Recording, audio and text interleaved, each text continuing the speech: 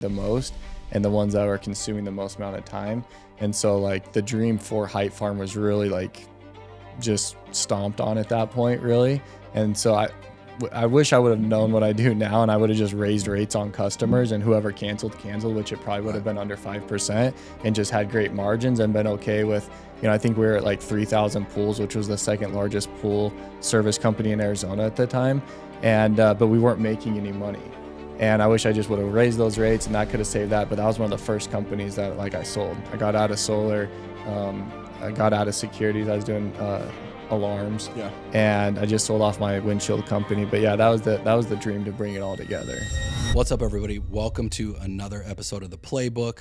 Today we've got a great guest. The dude, super humble, super calm, kind of matches my vibe, which I really appreciate. This guy has one of the top 3 largest pest control companies in Arizona right now. If you live anywhere in Arizona, you have probably seen this guy's billboards all over Arizona. Green Mango, with the owner, Cameron Bawden. So I hope you enjoy this one, and here we go. Similar background for you, like made the mistakes, did the dumb stuff, or you had pretty good alignment at the beginning?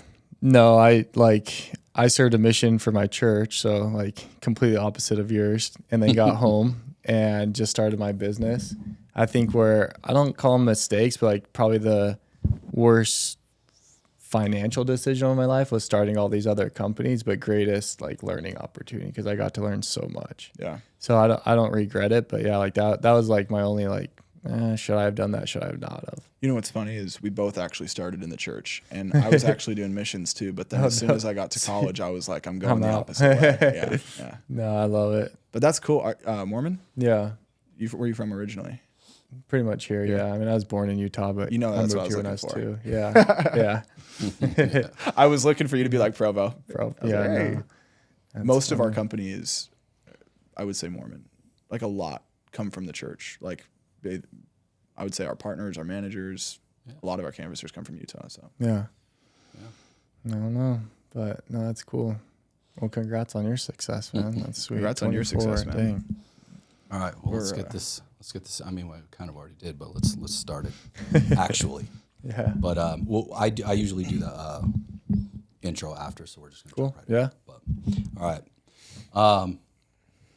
Cameron, thanks for coming, dude. Yeah, man, I appreciate it. We finally connected. Yeah, that's what I was gonna say, dude. So like this kind of journey started. I don't even know. It's probably been 2, 3, 4, maybe 5. I don't know, months. And we started talking, and you invited me on your podcast in the helicopter immediately. As he knows, I was just like, I want to, but I hate flying. Did he tell you that he like gets motion sickness? Like that sucks. Yeah, that sucks, man. So like when I was a baby, I had really bad ear infections. So I'd have like tubes in my ears and stuff, and it just messed up my equilibrium to where like anything throws me off and I get so. Yeah, it's probably a good thing you didn't come then. Yeah, it's not as bad as it used to be, and like still I'm like I want to do it, but I'm just like, dude, I don't want to be like in the middle of a podcast and have to throw up. Like, hey, it'd be some good clips, man. Yeah, like, I know let's would, go, dude. man. Had me excited. He was like, I might have to send you, and I was like, I am there. Let's do it. Hey, so just when so you remember. guys are ready, man, we'll go up. But yeah, dude, no, I appreciate you coming. I appreciate this.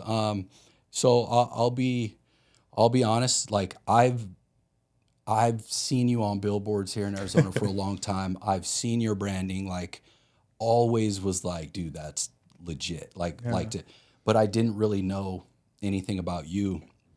And I didn't know if it was like one of those things where you're just, one of these like you see in solar right now. I mean, probably even in Pest, like just company just pops up out of nowhere, and they're just. I didn't really know, and I started kind of checking out some of your podcasts you've done and things you've done, and dude, you've been in the game. Like you've been doing this for a while. Started 2010 Green Mango, so 14 years. So you're not one of these fly by night people, and you're killing it, dude. So. I guess to start, like, one of the things I saw when I was going back and forth with Lexi, she sent, I think the email, and it's at Hype Farm. Yeah. So it's like, what is Hype Farm? Yeah. So like we were talking about before the show, about 6 years into Green Mango, I was a little bored. I wasn't making as much money. as I wanted to. And I figured if I could start these other companies and make a couple $100,000 on each company, like that'll help me get to my $2 million a year, which was my goal at the time. And so when we started to create all these other companies, we didn't want to just be like Green Mango does carpet cleaning, Green Mango does, windshields or solar or pools, all these things. Like we wanted to be separate entities that stood on their own feet, but we wanted it to be like a family, to where when people knew, hey, like when we want this type of Green Mango service, like we know what to expect. So that's when we created Height Farm Premium Home Services, which, so if you're a consumer of Green Mango, now we're going to advertise to you like, hey, Green Mango is a sister company of Height Farm. And when you have one of the Height Farm companies like Pineapple Pools come out and service your pools, the same level of expertise that you expected and come to, appreciate with Green Mango, you can now expect that from Pineapple. So it was just our. Where did you get the names from? Why is everything a fruit? We just started with Green Mango. My business partner, who I bought out last year, he was the creative one. He was the one that did all the branding, and and I just always let him come up with the names. But Green Mango started because when we got into the industry in 2010. It was just this nasty, grungy industry. Like it was, it was the guy with a mustache or a beard and like overweight, the van with the oil dripping on the driveway. Like it was just a grungy industry. And so we wanted to come in like fresh, safe for pets, safe for children. And then Mangoes, he actually served a church mission in Brazil. And, he's a little bit dramatic, but he's like, I lived off of Green Mangoes. It was my way of life. And Green Mango Pest Control is going to be like our way of life, how we eat. And at first I was like, that's the dumbest name I've ever heard of. A lot of people made fun of us. Like, you guys are going to paint your trucks matte black. You're going to put 22-inch rims on your trucks. And like literally like we were the laughing stock for a long time. Like that's how people would like try and make fun of us. And now everyone's copying us, like matte, nice rims and all that. Dude, so a lot, and then Green Mango, like people just remembered it. So it was, it was a very strategic, nice move on my business partner's end. And we just ran with it, man. So and then all the other ones just came for like, might as well keep the theme going, Which I love. But like today, just randomly, because I just like to do a little bit of research before a podcast. So I'm just like, I'm gonna like Google Green Mango. I'm gonna Google different things, and there's like a lot of. I guess I'm assuming that they started after you, but there's a ton of companies that's like. Green this, green that. One isn't green. It's very close. It's like green, and it starts with an M too. Green something. Green Machine, Green like, Ninja, Green. Dude, I don't know. There's all kinds of them, and I just to me, I don't know. That's like I think the best form of flattery, dude. I mean, that to me is awesome. And I checked out some of your podcasts, and I see like I'm a guy that's like.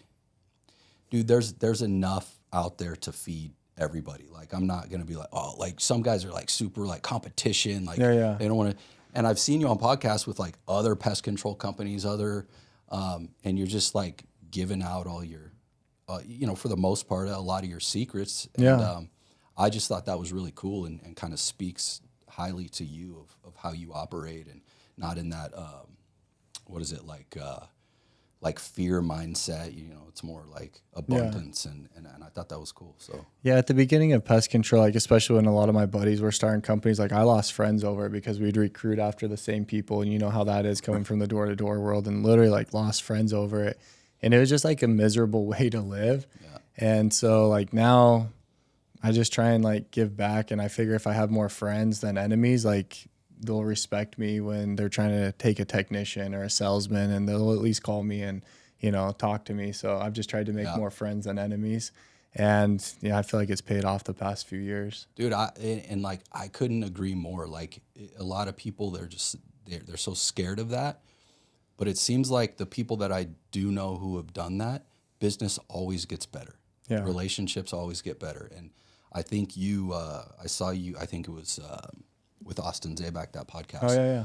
And you were talking about like you didn't used to share your numbers with anybody, anything like you just kept it tight, and a lot of people do that. And I understand that side of it too. But you said like when you started sharing your numbers, like magically your margins went up, everything got better. Yeah. And that's crazy. So I think what did you say? I'm not going to remember the 24 numbers, mil? but maybe like 20%, and then like it went to like Yeah. 32 or whatever. Yeah, it was. yeah, and that was mostly with like my internal team. On podcasts, I've tried to share more just because there's so many business owners out there that are like trying to grasp on to like they just need help, you know? Yeah. Like we all, and I need it too. Like I tag on, like Tommy Mello is one of my big mentors right now at A1 Garage Doors. I spend a lot of time with him. He's walked the path that I want to walk. Yeah. So I figured if I can share like real numbers, and that's the thing with my podcast with the premium mindset is like, hey, if I'm having a crappy month or a crappy week, like I'm going to talk about it on there. I'm not going to try and sugarcoat it like I know everything, because I don't. And I feel like that's really resonated with a lot of business owners because like deep down, every business owner is like struggling some way, you know? Yeah. And so I don't know. I've just tried to be real that way. But yeah, as soon as I started sharing like my raw numbers with my team, the buy-in and understanding of the full business just like came together. And, you know, when you're doing, you know, the numbers that we're doing, 8% to the bottom line of on your EBITDA is just like, it's a lot of money. So It is. It absolutely is. You had mentioned a few minutes ago that you had just bought out your friend or your business partner. a business partner. Yeah. So that was actually the question was, did you build this company with friends, or how did it kind of come about in the very beginning? So was it a couple guys knocking doors? Sorry, go ahead. No. Yeah. So Green Mango, my business partner who I just bought out, Dusty Williams, he's the one that actually talked me into starting Green Mango with him. He's like, hey, I'm doing this with or without you, but I really want you to do it. At first I turned him down for a while, but eventually I was like, all right, like let's send it, you know? And he got me into the game originally when I got off my mission. So, and then with each business that we started, we would go out and find an expert in that industry. So we provide like the marketing, the systems, the processes, the capital to back it. And then we get someone in the industry that understood that. So we didn't want to be the jack of all trades type of guy. Yeah. But yeah, so we gave equity to that guy. And then Dusty and I were 50-50 in every single business that we did. And then I just bought him out of everything. Do you mind if I ask what happened to buy him out? Was his interest just kind of out of it, or? Yeah, just like we still have a great relationship. I could just see that he wasn't as passionate as he used to be, and I, you know, I love to come to work, and I love to I feel like there's a lot more in the tank, and I want to continue to grow it.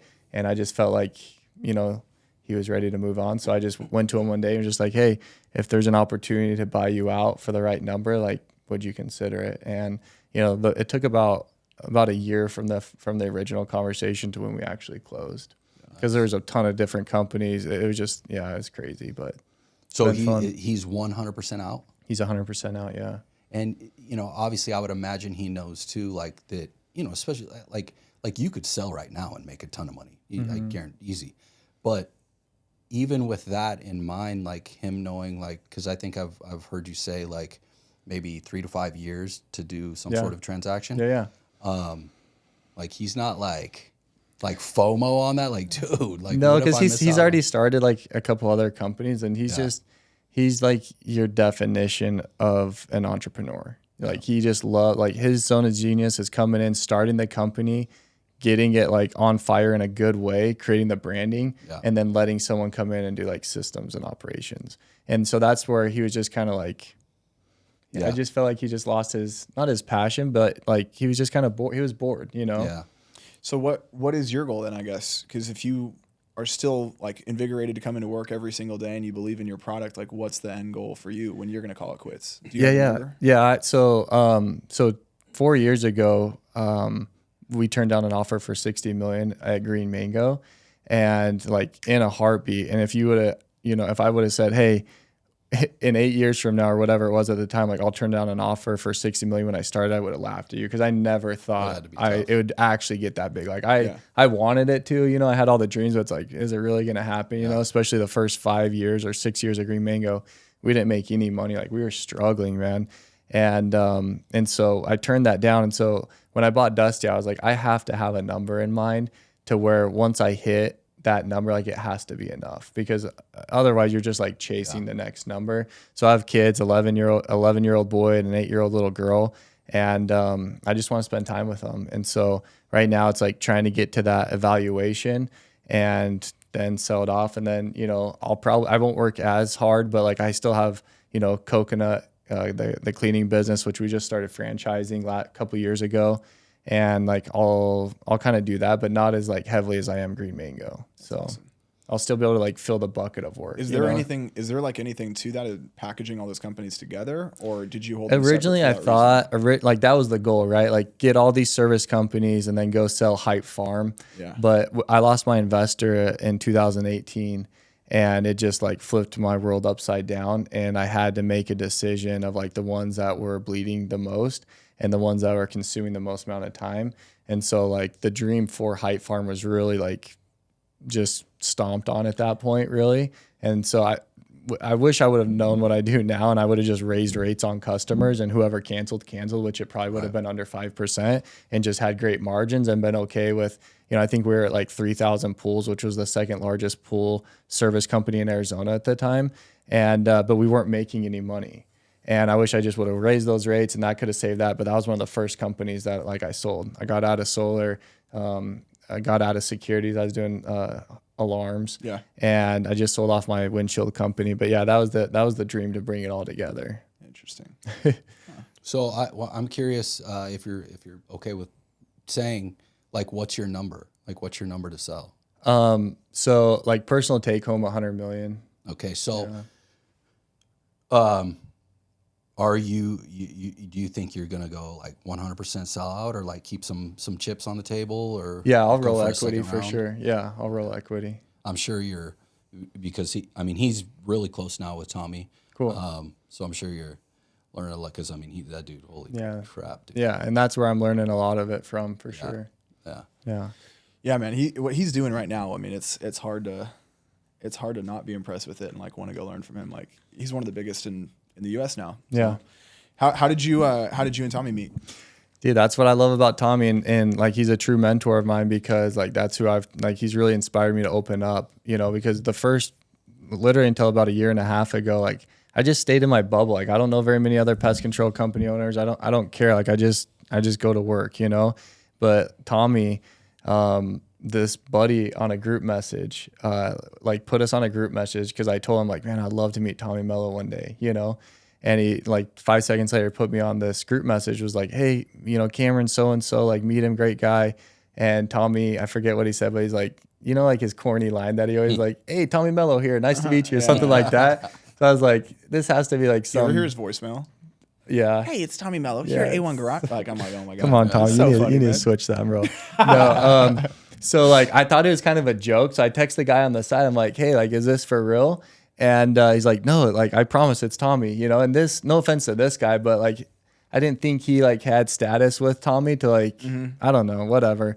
But Tommy's like, yeah, let's meet up next month. Didn't know who, like literally this kid didn't tell him who I was, if I'm anyone, but just like I could have been like this bum off the street, right?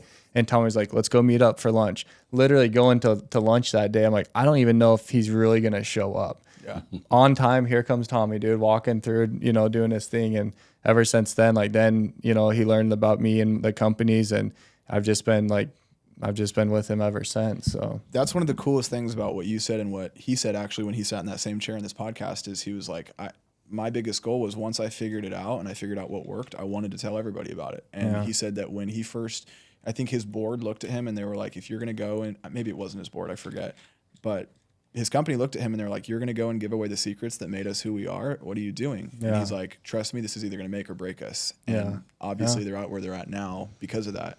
Is that kind of where you got that influence from to go about it that way? Because I 100%. Yeah.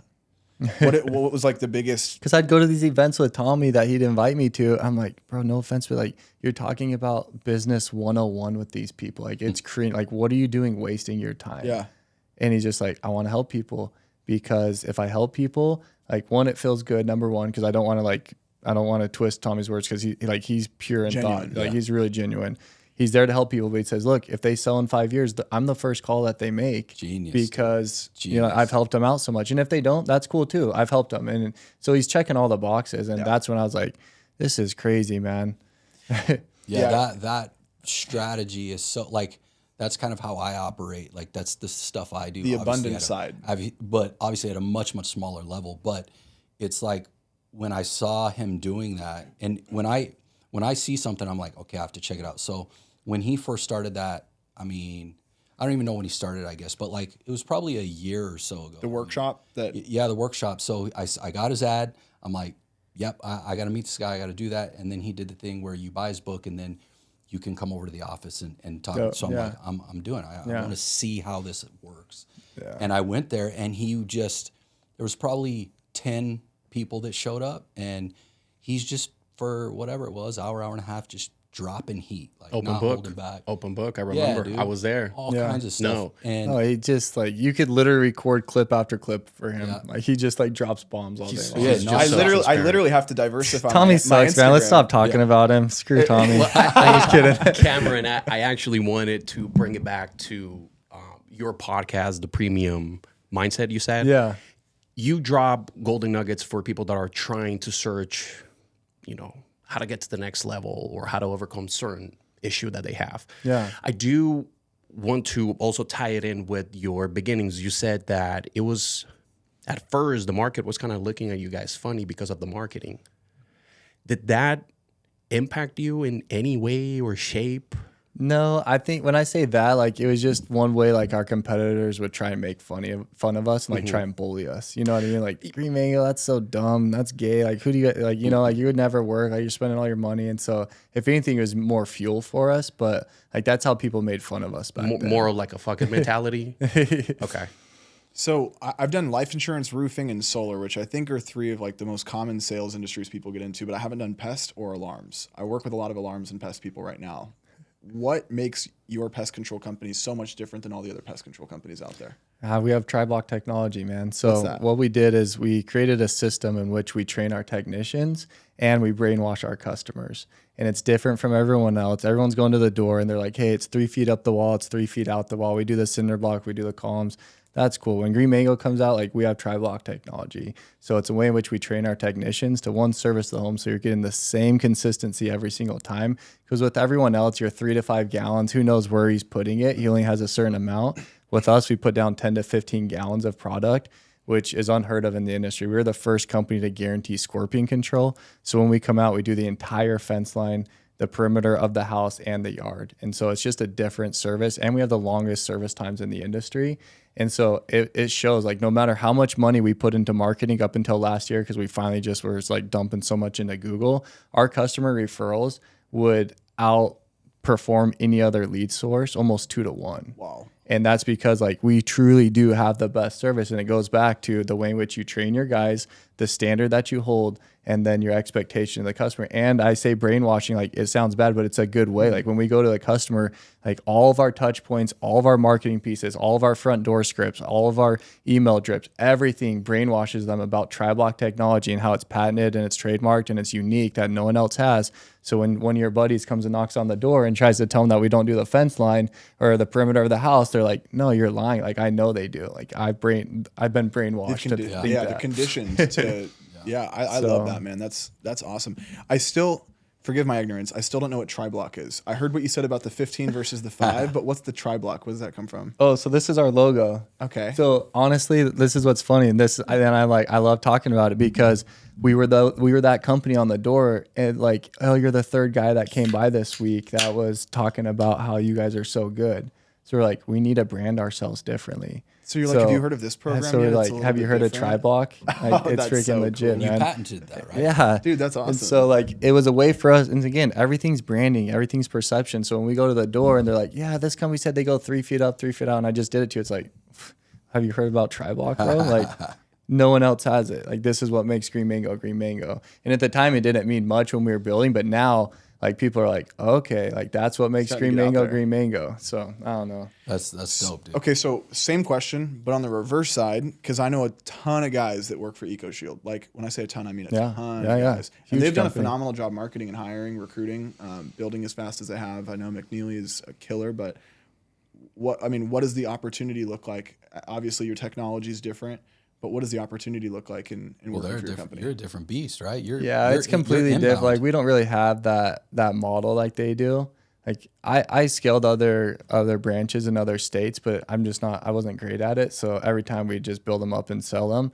And so like their model is to go in and, give a little bit of equity. I don't know how they talked those guys into like what they did. Like Man, that I'm listening. pie's Keep so going. small. Keep going. What did you? No, I would love to hear. Guys? I'm so curious. I'm not to learn talking about- crap because No, I no. wish I was them. Like they're bigger than us. They're like I think it's great, but They're crushing we're it just for sure. completely different models. Yeah. So Are they? I don't even know. Are they door-to-door model? Yeah. 100%. They're one of the biggest, and so And what- you're all inbound I'm just leads, in Arizona. Yeah. but inbound leads, right? You don't No, we don't do any door-to- door-to-door So anymore. that's what I'm curious about because you started in door to door, and then I'm assuming you got into Pest door to door, and then you decided. Did you start Green Mango door to door and then diversify? Yeah. it So and the then first switch 6 out? years of Green Mango was door to door, and like I got tired of the recruiting. I got tired of the drama. I got tired of the crappy accounts, and so we're literally just like, this sucks. Let's get into traditional marketing. Yeah. We launched a couple of radio billboard ads, and it took off, and we never. No, went you're back. not wrong. Most companies run their sales teams like an HBO series. A lot of drama, a lot of everything. Yeah, and dude, it's it's so the unneeded. worst, bro. It's like work is work. But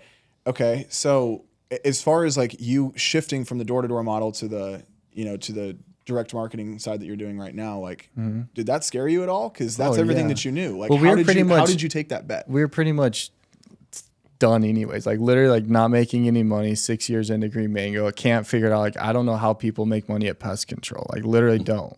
Because we were paying so much money for these accounts, and they'd cancel after like a year and a half. And so, long story short, one of our buddies, who actually was a founder of Zero Res Carpet Cleaning, called us one day and was like, "Hey, John Jay from 104.7 has ants in his house. Like, and his bug guy told me he wouldn't be out for 4 days. Like, get out there. Like, trust me," because they were on the radio and having all this success.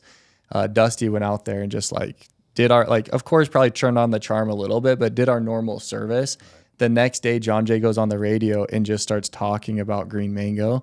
And like, those are when the spots are golden, right? Like when it's not paid, they're not being scripted, like told what to say, for literally just goes off about how great we are. I think we got like 15 or 16 sales that day, which at the time for us, like that was like a really good sales day. We had a team of 9, that's all we could afford. And they were like the easiest lay down sales of your life, bro. Yeah. And Because the we're like, perception is everything, like you said. and I was just like, the contract was 20 grand. We didn't have 20 grand.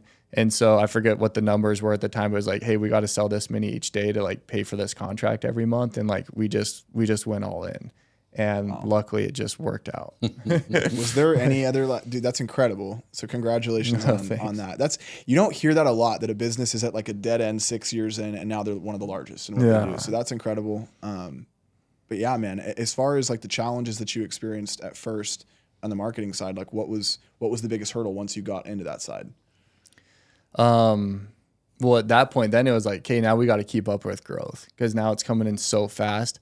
And I just like cringe now that what I know, like we wasted so many leads. We wouldn't follow up with people after 2 days because there's too many leads coming in the next day. Like, how do you do it? Good problem to have. And so like at that point, it was learning all those lessons and what to do. Was it at that point? So obviously you went in on the radio. Was it at that point just radio, or did you start like Google ads or something else? Dude, this is the craziest thing.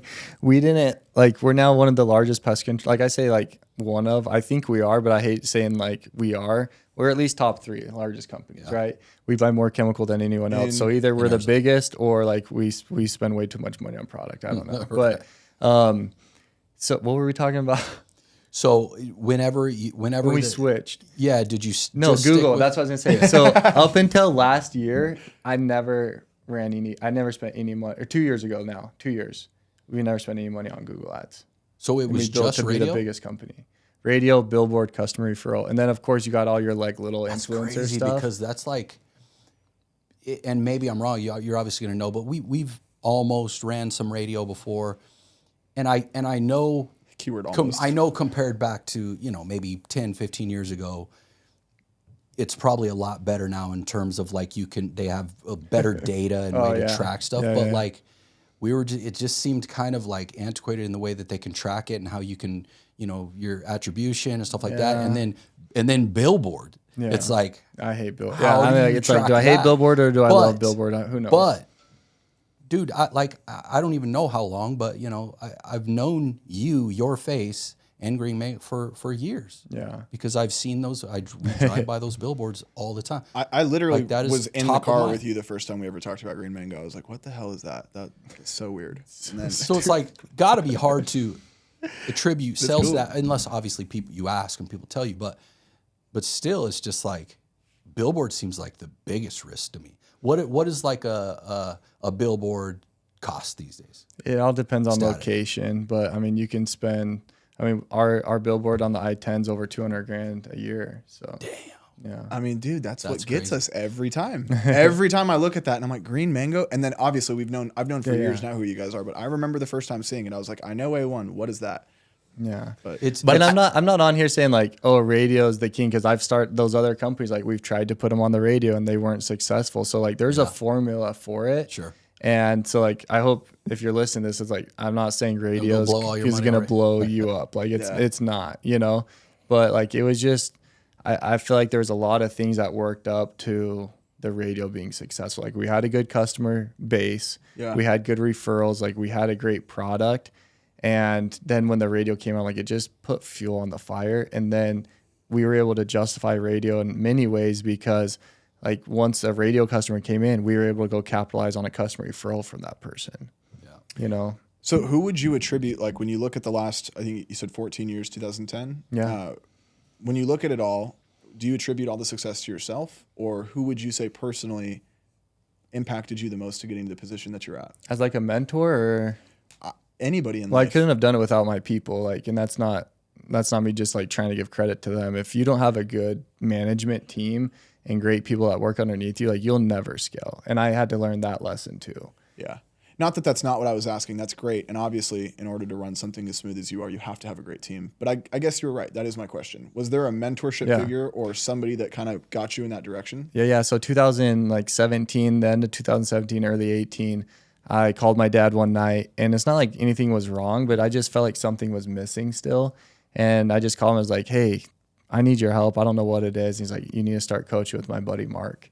And I was like, all right. So the next day I was at lunch with Mark, and he started talking to me about ego and about like the human psychology of people and to understand myself. And that was like one of the greatest things I ever did. It's super expensive, but like I didn't go to college. I was a C student at Pest, and this was my schooling. This was my college. And so we met every single week for an hour. How old were you at that time? So this was 2018, so like 6 years ago, like around 30. Okay. And like this was my college, and it was like usually you coach for a year. I ended up coaching with this guy for 2 years, an hour a week, and everything's recorded, writing notes, and it's just like heavy, just going into like everything about your life. So it was awesome, man. Would you mind sharing? I know you said ego, but what's another thing that like really impacted you? So the balance wheel. Okay. So a lot of business owners, are unhappy. Like they really are, because something's missing in their life. Because most of the time, like all their energy and effort is going into finances or their business. Whereas there's like, depending on the wheel that you look at, there's usually 7 to 8 other categories in your life: religion, physical, your relationships with your spouse, relationships with your friends, work, all those different things. And like, you need to be balanced in all those things to really truly be happiness. And it's okay if you're a 2 in all those aspects on a scale of 1 to 10, but don't have like an 8 over here and a 2 over here, because you just won't, like, no matter what, you won't be happy. And that was the biggest thing for me. Like all my eggs were in this basket of finance, and I was, I was carrying 2 phones around. I wasn't present at home. When people would talk to me in the hallway, like I'd be texting, like thinking I'm multitasking with them. They wouldn't feel appreciated from me. Just so many different things. And so he helped me like really get back to like, here's how you do things. And then to understand like how the human mind works, and what they're motivated, and everyone's walking around wondering if they're okay. Like that helped me as a business owner. Like, this is how I need to interact with this person. Like, I'm coming in here assuming that like something's wrong, and I want to help you out today. Right. Because everyone deep down like has some kind of insecurity that they have. Yeah. And they're looking for validation. Like, you put on these shoes today because you wanted me to think I thought you were cool. And it worked. Mm-hmm. So everyone's doing something for a reason. That's so powerful, that stuff. Like I'm just like by nature, I'm just like a lone wolf. Like I was watching some YouTube video the other day with my wife, and it was like some challenge. I think it was Mr. Beast. I think it was like some challenge, like in a bunker for 100 days or something like that. And my wife is like she needs energy from people. And she's like, I would lose my mind. I would go insane. I'm like, I would be fine. Yeah, I'd be chilling. Please like, put me in there right now. Yeah, I'll be good, so good. Wait, are you talking about the one where he got buried in a coffin? No. This was a brand new one. Sorry, I missed. This was like white walls. Yeah, bunker. I missed right? the beginning of what you said. But anyways, like it was yesterday. So I had another podcast with it was funny. I don't know if you know Ryan Garland, like one of the just most legit guys. Yeah, has done extremely well for himself. He has your same helicopter. Oh, so he cool. flew in yesterday from Havasu. Oh, nice. But that podcast kind of like took a different like I didn't expect, business, whatever. Yeah. And he just kind of like starts getting deep, and it's something that where it's like, most men, like we're like we go to war, especially in business. Like we go to war every day. Yeah. Like man, we're carrying, other people's lives in our hand, our families' lives, all this stuff, and it's like for most people, your wife or significant other, that's your best friend. That's me. Like I have people that are very important to me, friends, but like even this kid, he's like a son to me. Like, I mean, we really don't hang out outside of work time. Every now and again, I'm just like a recluse. I could just be home all day, but I realize where I'm like, dude, I go home and I talk to my wife. And I'm like, dude, like today sucked. Like this was horrible. Like we got our faces kicked in. And I just see like the weight of the world that's on me. Now I just passed it to her.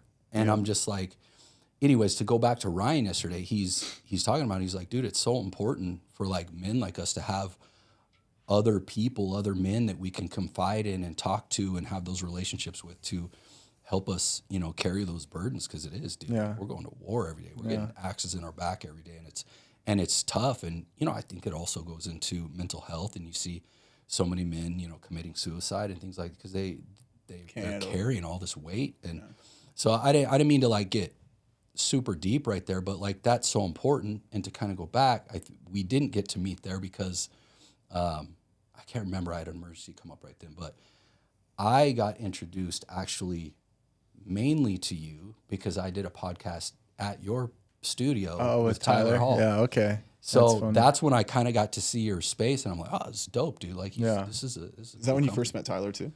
Yeah, it was the first time I met Tyler. That's cool. And anyways, he invited me to Levels. Okay, cool. In Sedona. Yeah. But I had a last second emergency with the family and I couldn't go. But you went to that, right? I did not. Oh, you didn't go to that one. Yeah. But I'm homies with Tyler. I haven't been to any of these events though, so I guess I'm not that good of a homie with him. No, he's invited me, but I haven't showed up. I need to show up we're like for him. best friends and we don't hang out either, so. No. But dude, like he puts on one of the best podcasts. Like the dude made me cry, and I'm like, come on, man. Like, don't do that. That was such a cool pod though. Yeah, dude. Like he brought his son up and stuff, and like his son was sitting on his lap. Yeah, it was really cool. But he's one of those guys where it's like, yeah, dude, trying to get a group of high level men together, and you need that, and that's so important. I kind of got off on a tangent here, but anyways. No, like the really second time I hung out with Tyler, just to give people that are listening like an idea of who Tyler is, the second time, and like the first time was maybe 10 minutes. We're in the truck, and he's like, he told me like one of his things that's like, it wasn't pornography, but something like that. I can't remember what it was. Like, hey, I'm addicted to this. Like, what's your thing? And I'm like, no, dude, we're not doing this right now. Like, I'm not, no. And that's so, Tyler. Like, he like I want to help you out, man. Like, yeah. you got a drinking problem? Like, let's talk about it or whatever, like, all right. But it's so helpful to do that and to have those relationships. Like Ryan yesterday, we've been building a relationship. He's a fund manager, but he also is a developer, and we're about to do a bunch of his homes and potentially take it nationwide with our solar and his barn cave project. But he kind of went into this yesterday, and he's just like, look, dude, like he's like, I have enough like basically topical relationships in my life. Like if I'm gonna work with somebody, partner with somebody, like we're gonna be family. Yeah. He's like, the only way you could do that is like have real conversations. Not just like, oh yeah, I did this in business and I'm so cool and I this and peacocking. Yeah, and the dude is again, he's done very well for himself, and he's got so much cool stuff. But he's got all the toys and the Lambos and $1 million boat and all these things. But he really doesn't. He's not trying to like flex that too much at nobody. He's just real with it, and I kind of had to give him kudos for that. Like, dude, you're one of the realest dudes. That's like, cool. that I've met, and I appreciate that so much because we've all, I'm sure, been around a lot of fake people, and it's just I'm too old to be dealing with that crap anymore. Yeah. I got no patience for And he that. pulled me out of that, so it was good. It was a good thing because that was my network is fake and backstabbing and all that. But question unrelated to all of this actually, because you brought up you brought up the helicopter. So I was just dying to know like how did that happen? Are you like aviation fanatic from the beginning, or you were like, okay, I'm making money now, I can afford it, and I've always wanted it? So when I told, well, we didn't talk about this actually, but that's usually how I start my story, is that like my whole life was planned for me, like in a good way, you know, and you coming from the church, it's like, hey, you're going to get your Eagle Scout, you're going to get your license, you're going to get this, you're going to get that, you're going to go on a church mission. And when you come home, you're going to start your career. Well, as I was growing up, like my dad did real estate. He would show large parcels of land like out south, and he would show it in the helicopter. And so I saw my dad making good money flying helicopters all day, and I was like, this looks legit, man. So I had an opportunity to get all my licenses in high school. So after school, if it wasn't basketball season, I'd go out and I'd train. I got my single engine, my multi, my instrument, and helicopter before I left on my mission. So when I was 16, I got all those. And the plan was to come home from the mission and do real estate. But when I got home in 2009, if you didn't have any money, like it was a bad time to get into real estate. And that's when I got recruited into pest control. It's a bummer time to have to get your first job after a mission.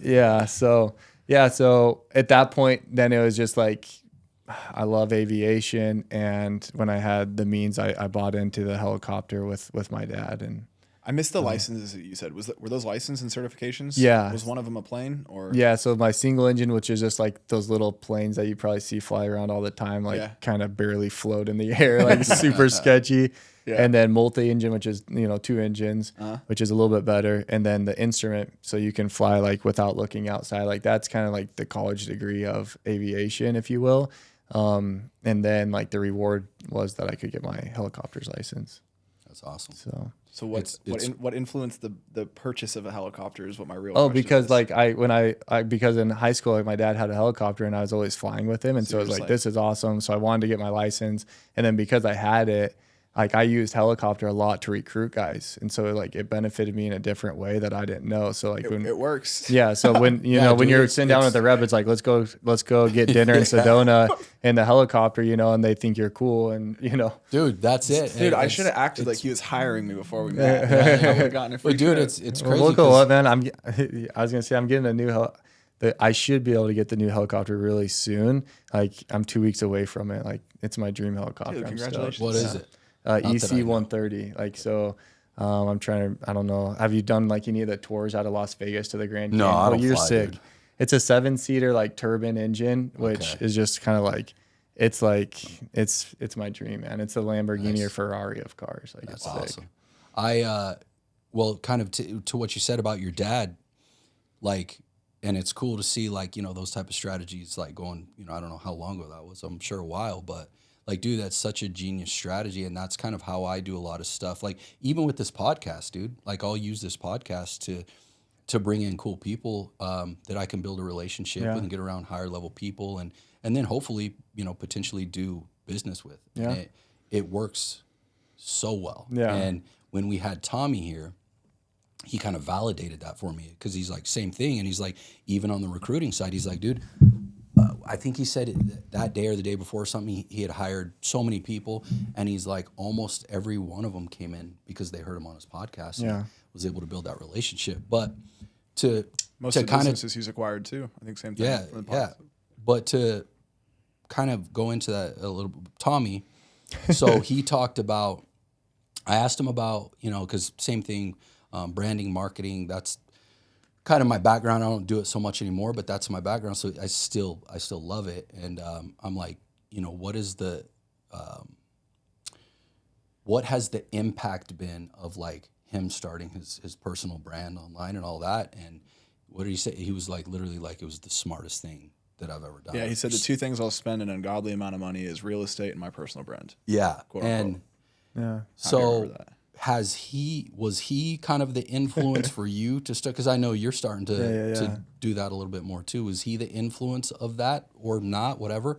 But also, what impact have you seen, whether it's personal or business, from that too, that it's helped? Yeah, no, he's 100% the reason why I, started even investing in my personal brand is because, I mean, he's like, that's his thing. And so, yeah, after meeting with him it's been a year now, I hired Lexi, who's my creative director. So she's helping with my brand and doing everything. And like, I've just gone all in on it, like podcast, the premium mindset, the helicopter one's flying high with Cam. Yeah. That's one so I can have an excuse to go fly and meet cool people. Yeah. The premium mindset is my business partner at Coconut, and we just talk about like raw business and like the problems that are going on. And then like, yeah, just double down on my personal brand. And as I've like, it's pushed me, like I haven't been like pushed very hard lately, but this has like really put me out of my comfort zone.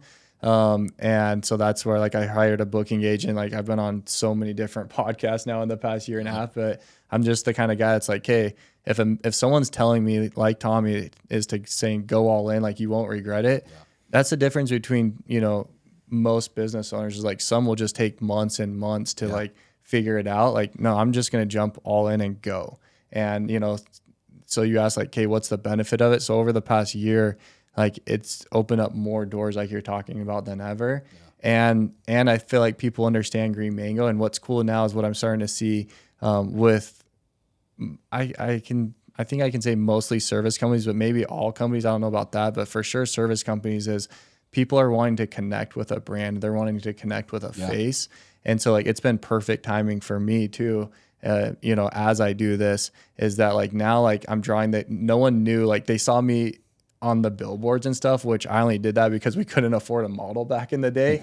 And then like, we just stuck with it, and, but like now it's like, so they saw that face, but now like I'm in front of the camera, like saying and doing podcasts and talking about what we're doing. And so now we're like connecting the audience to a human being, which is where a lot of service companies are trying to go for that extra buy-in with the customer. And then a big reason, too, is like it's validation. Like if you can go on and you look up Cameron Bawden, and probably a year and a half ago, like this dumb picture from Alaska of me holding up a fish came up, and maybe it still does, but like now I got all these podcasts. I got 16,000 followers now, which I started at 2,000 a year ago. It's like that's a big deal now. Like now it's more credibility. It is. And I don't know, it's the dumb world that we live in, but yeah, anyone that's not doing a podcast or like doubling down on their personal brand is missing out for sure. Yeah. So earlier you talked about you guys used to share the losses and how that impacted you and the company itself. Mm-hmm. Now that you come to realize personal branding, I have to do it. You hear people like Tom and Mello. How has it impacted your company's culture? So that's one of the biggest things why I wanted to do the premium mindset is because now that we have over 200 employees, by the time like I send out a message and it gets to like the entry level employee, who knows like what they're hearing, or like the fire's definitely gone out, Right.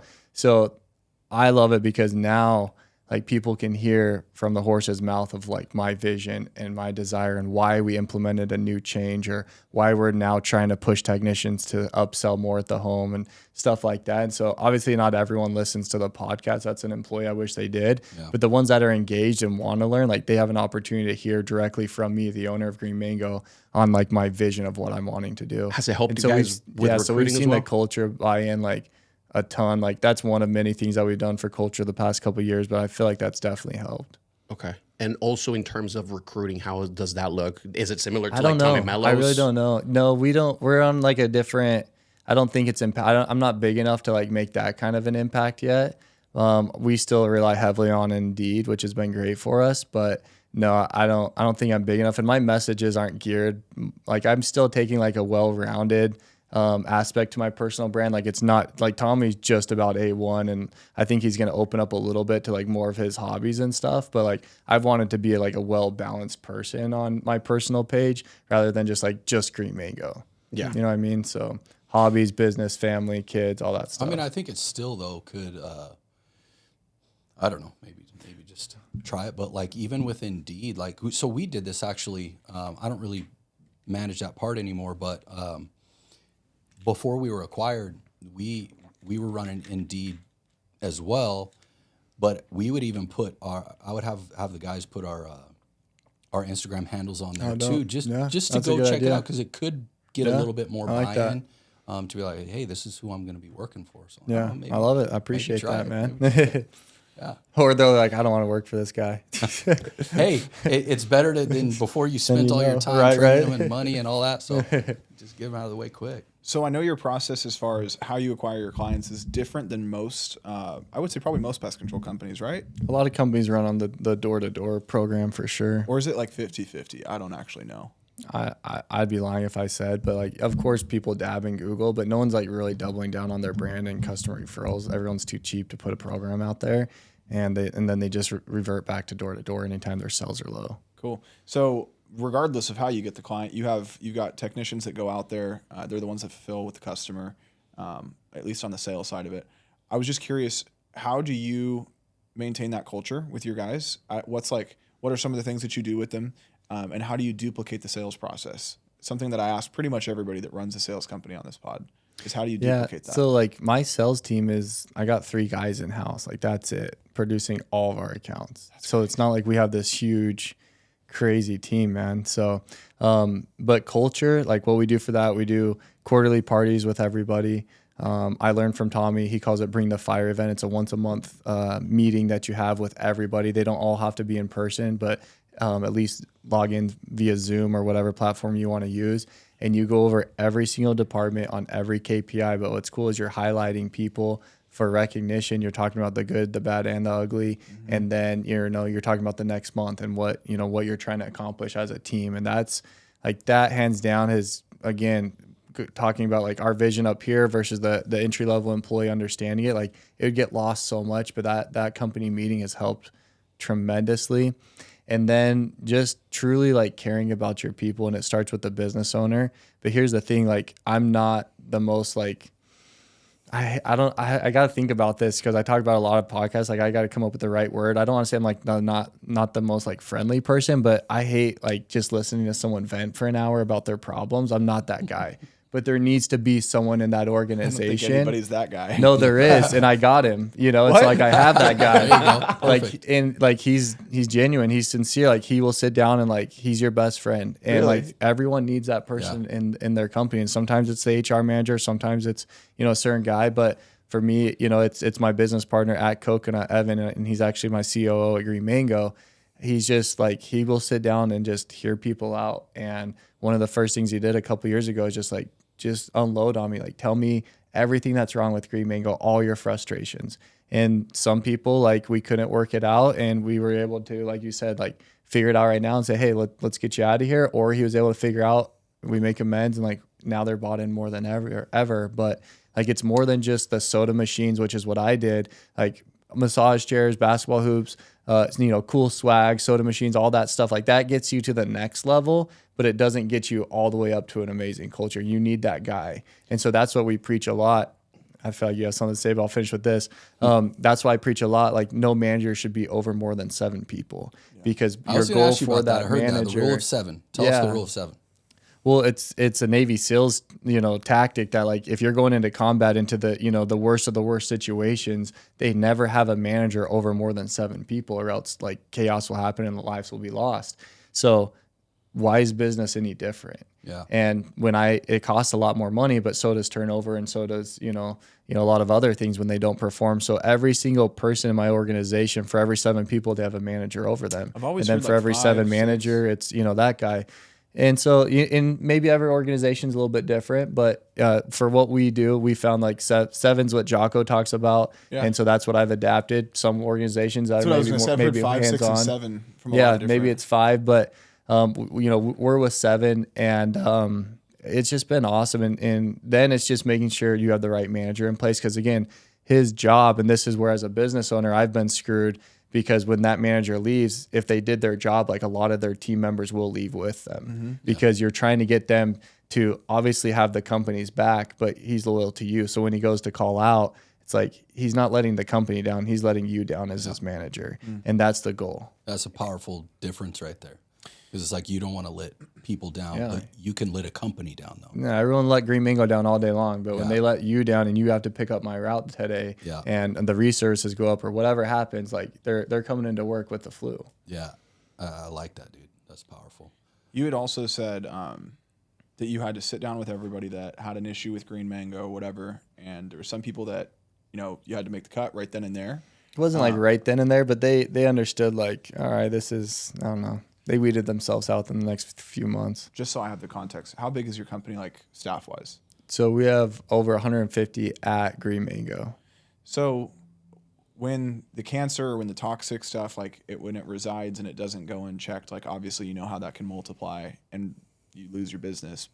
How do you make those hard decisions? Because I'm sure you've had people that you've had to fire that you really liked personally and their efforts just didn't show up. How do you, is it KPIs or is it like how do you have accountability of your organization, not just on numbers, but the type of quality of energy that they're bringing into the business every day? Energy is a hard one to like fire over, right? Like, but I mean more of I like definitely attitude. will.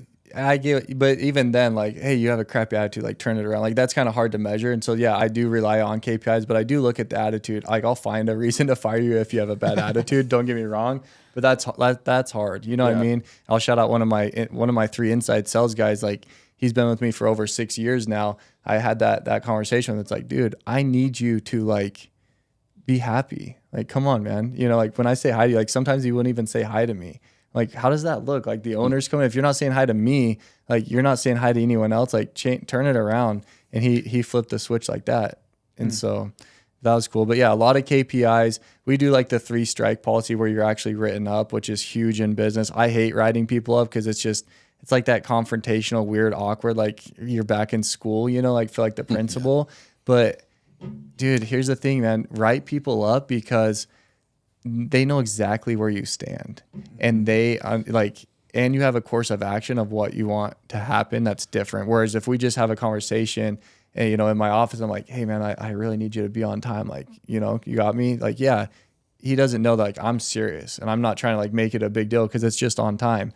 But if you write someone up, it's like, I need you to sign this. I need you to know, like, if you're late 2 more times, I'm going to have to let you go because customers are calling in frustrated. Like, we promised them that we'll be there. You're hurting our brand. Like, now it's like, oh, like, gut check a little bit. He's signing it now. The documentation is there. That's the thing that I hate now is, like, everything's so corporate and like, has to be written down and, you know, tracked, which I'm sure you guys have been into or, you know, you laugh, like... But yeah, like can't stand it. The 3 warnings too are like, it's a good like backup plan for you to cover all your bases. Yeah. I'm sorry to cut you off. I actually wanted to stay on this topic. Just very recently, I heard Dan Martell, and he talks about data. They talk about running some questionnaires within the company about who fits the culture and who's not. Yeah. And like out of the 10, I believe 2 or 3 weren't following what everybody else was saying. So they said, well, let's go ahead and get rid of everybody else or change what everybody else is saying so we can fit everybody in. Mm-hmm. But Dan Martell says, how about you fire those 3 and now you have 100% success rate? Yeah. You as the CEO, owner of a company, 150 plus employees, what do you think about that? I agree with him 100%. I mean, and you know what your culture is. And if the 70% isn't the culture you want, like you've done something wrong as the leader, right? So if there's only 3 guys and I've had to fire, you know, best friends, like I had to fire a best friend 4 months ago. And it's like, it was the hardest thing ever, but it was out of principle. And like, it's the bigger message that's getting sent to the company of like, hey, we don't allow this. Like, it's not okay here. And you know, that's difficult sometimes. And so no matter who they are, like people need to keep showing up and you know, maintain the vision that you have as the CEO. I mean, that's a little tough because if you like really think about it, it also comes into this battle between hire fast and fire faster. Are you also an advocate for that? Or do you give people like how much? 3 strikes sounds like. Yeah, it's 3 strikes, but they can be quick strikes. But okay. Yeah, I mean, I try. Look, I want to find the good in people. I want to, you know, if we're having to hire fast and fire fast, like we didn't do a good job on the hiring, so like we try and vet people as much as we can. But like we need to train them so that they last, and we should know within training if they're going to succeed or not, for sure. I got a question about I just wanted to say really quick. Go ahead. That resides with me a lot. I think that on a day-to-day basis, that's probably the biggest struggle that I have. Which part? Just as a manager, as a leader, as an owner, like I'm 24, and so a lot is expected of me to act and operate in a certain way. And like the biggest thing I struggle with is being able to hold standards over people that like I have a huge heart. I love my people a lot, and I want to I want them to succeed more than I do. Honestly, like that's all I care about. I eat, sleep, and breathe their success. So when I have like a buddy of mine or a friend of mine, and I see them all as friends of mine because I love them, you know what I mean? So having that business relationship with them and separating it and being able to set down the standard and the principle and say enough is enough, like that's something I need to get better at. But the way that you just put it, it resonated really well with me. So I'm excited to let you know how that goes next time. Well, I just say like the business has no pulse, if you will. Like it doesn't have emotion. And so you have to do what's best for it or else it will eat you up. So if you're letting this buddy just like take advantage of you and not, you know, whatever he's doing that's frustrating you, like if he's going to tear down the company, like the company's not going to stay afloat for you. And I've had to learn that with some of my other companies. And that's why like I try and take all the emotion out of business and just look at analytics of like, hey, this no matter who I am to him as a friend, whatever, like, is this what's great for you? You always have to put the business first, man. Was it his podcast you were watching earlier when I heard you over at your desk? You were like, you didn't take the risk. Was that you? And it was basically, you were watching a podcast where it was like, it's frustrating when reps come to you and they try to like throw everything in your face and be like, this is wrong and that's wrong. And it's like, the owner that you're talking to has literally sacrificed everything in their life. Did you? Was that you, or you were like, you might even take a second mortgage out on your house? That was a podcast with him, but it was the other two guys that were talking. But yeah, you know, you always get those employees where it's, you know, you should pay me more and just do this or no. You were talking about like where you didn't used to talk about your numbers, and then you're like, you know, you don't really tell people about how much you make, but if they know the numbers, so if they really want to do the math, they could figure it out. And then you start getting guys where it's like, well, I should get paid more. I should this. And it's like, well, dude, you didn't take all the damn risk. Like you didn't, you know, risk everything multiple times to get where you're at. So it's like, yeah, you deserve to, whatever it is, you deserve to be making that. Some people, I mean, that's probably still is today, like the hardest thing for people to understand. And you probably get this a lot from the sales department. Like everyone hates salesmen, but without salesmen, like a company doesn't exist. Like there's a reason why they get paid more because they put it all on the line. Like they're working for commission. They don't have this luxury little hourly wage to back them up, you know? Right. So people see the hours that I work now, and it's really nothing compared to what I used to work. But like literally, like you said, like I put everything on the line, but like that just gets like, it doesn't matter. Oh, I'm the one that's spraying the routes all day long, or I'm doing this. I'm answering. It's like, well, I sacrificed. I took a little challenge. Start your own company. I literally had I had one of our guys over at my house last night, and we were talking about where business is at right now and like what it used to be. And I mean, not that I'm patting myself on the back, but he was like, yeah, when that first opportunity that we did together fell apart and everyone separated, he's like, it was really easy for everyone to turn around and stab you in the back and be like, you know, F this guy. He's such a horrible leader. And then he's like, but little did they realize, he's like, if they had any idea how much sacrifice and commitment and time and blood, sweat, and literal tears were put into the business, he's like, they would feel embarrassed and they would have taken it back. And I'm like, you know what, dude, you can't control what people feel about you, like whatever, but I appreciate it. But I mean, I feel like we've all been there, you know, and it's tough. But what were you going to say? Sorry to interrupt. No, you're good. So obviously, Green Mango, a big part, I guess, how do I say this? So I'm assuming, I don't really know multiples or anything for pest control, but I'm assuming they're pretty healthy because for the most part, or if not all, it's a subscription-based model, and subscription-based models usually get great exits. So what are typical multiples on pest control? And then also, do you have, so the other really the only other company is Coconut Cleaning right now? Yeah. Okay, so does that have a subscription-based aspect to it as well? Yeah.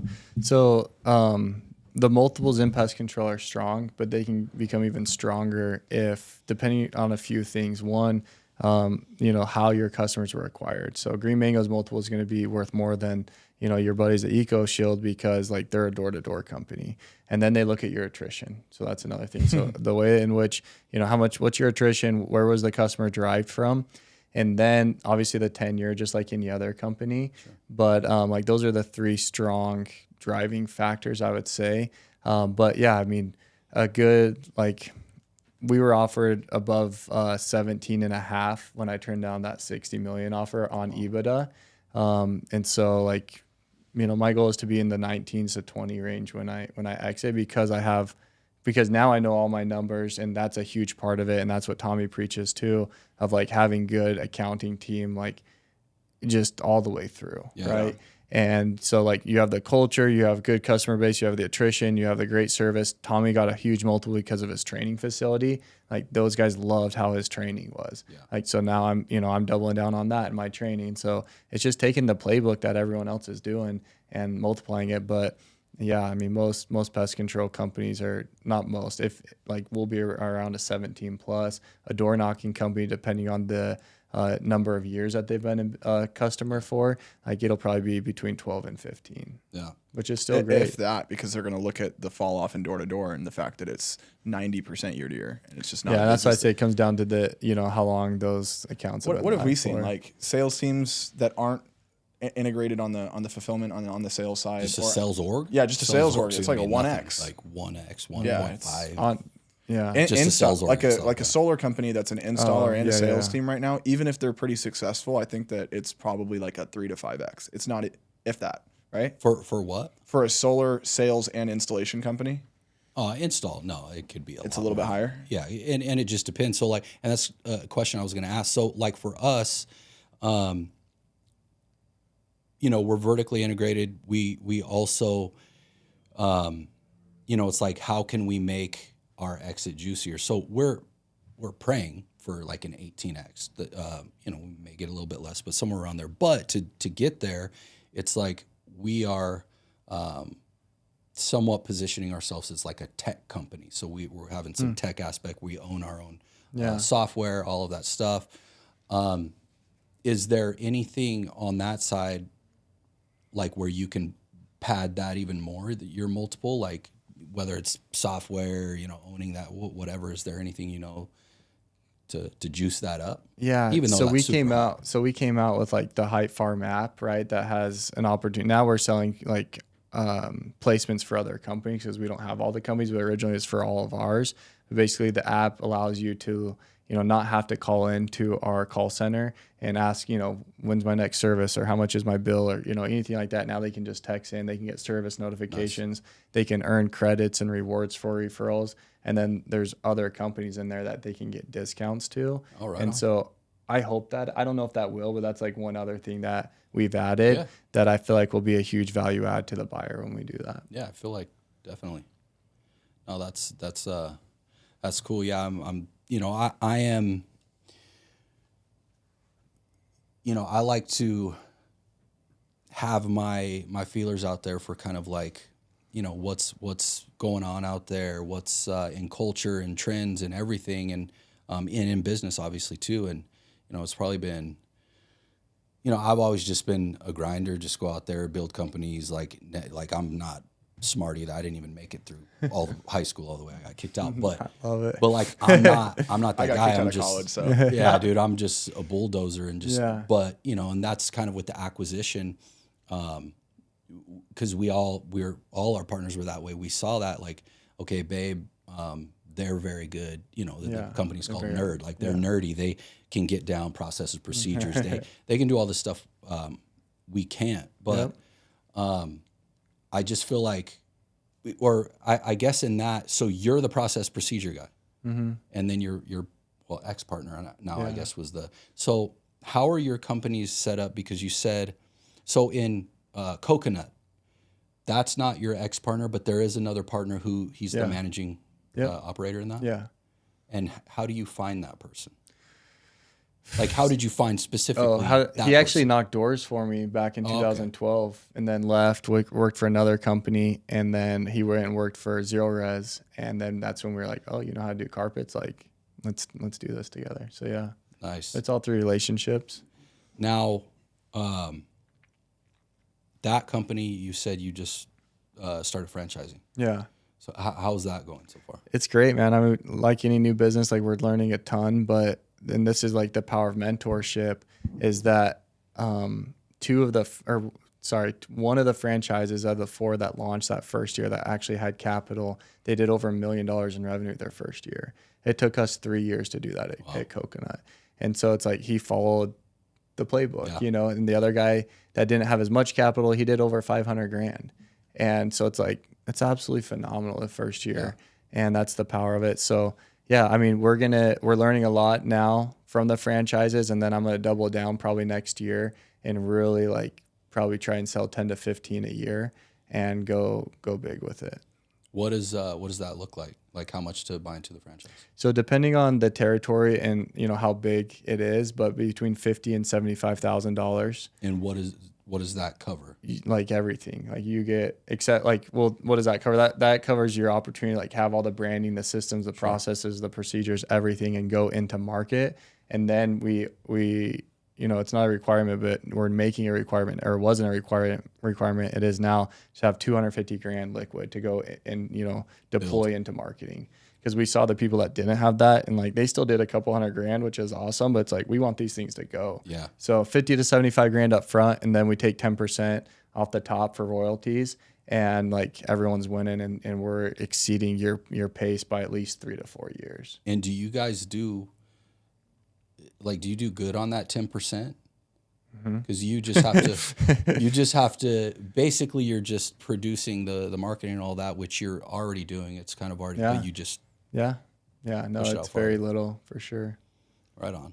That's cool. It's crazy, man. I've tried to silence my phone like 5 times and it keeps making noise. I don't get it. Sorry about that. Buy a new one. Right? Well, dude. Well, I mean, we're over an hour now, so I didn't mean. It usually always happens that way. That's why I always make them. I'm like, dude, tell me when we're at it, because it always just takes off forever. But dude, we got Tom Brady on the podcast today. Yeah, take our time. Exactly. How often do you get that? All the time, man. I knew it, bro. I knew it from the side. I'm like, bro, he looks like I Tom. went to a few of his Super Bowls, and like, dude, it was crazy. Yeah, it was crazy. Like people thought Tom Brady was just walking around. I'm like, Tom Just Brady wouldn't be chilling. walking Chilling around with the fans. Super Bowl weekend, like with the fans. It's not gonna. You know happen. who I used to wearing get? his jersey, like it just doesn't happen. You know who I used to get, and trust me, like it's not Tom Brady, but I used to get Matt Leinart a lot. Yeah, Like Really? I was obviously younger, but because I had a lot of hair just like him. that's funny. And yeah, always used to go, are you mad? I guess now that I think about the pictures, I guess there was a resemblance there. He used to have like long black hair. Just to give you context. But dude, man, this was good, man. No, Appreciate we it. appreciate you coming out, and I had a good time on this one. I'm like a guy. The podcast definitely has been something that's got me out of my comfort zone, because I'm just I just don't like to talk much.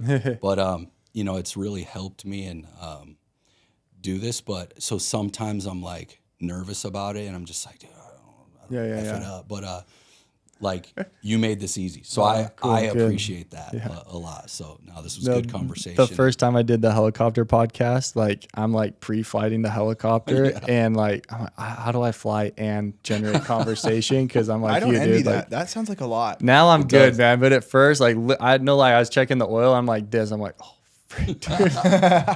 He's like this ex-Navy SEAL. Anyway, so no, I appreciate you being on, man. You guys are Who great. was it? Ex-Navy SEAL? Jamie Gissel. Or sorry, not Navy SEAL, SWAT. He's one of the SWAT leaders here. Gotcha. But he's bad. Hey, well, we look forward to the next one, man. Yeah. It'd be cool to have another podcast on your end. Let's of go. things. I don't fly in the summertime, but in the winter I'm starting up again. Yeah. So when we get up, we'll have you up for sure. We don't have to do a Hopefully pod if it'll be you in don't want the new helicopter too. Cool. Oh yeah, dude. Yeah, that's awesome. Yeah, definitely do that. But appreciate you, and this has been another episode of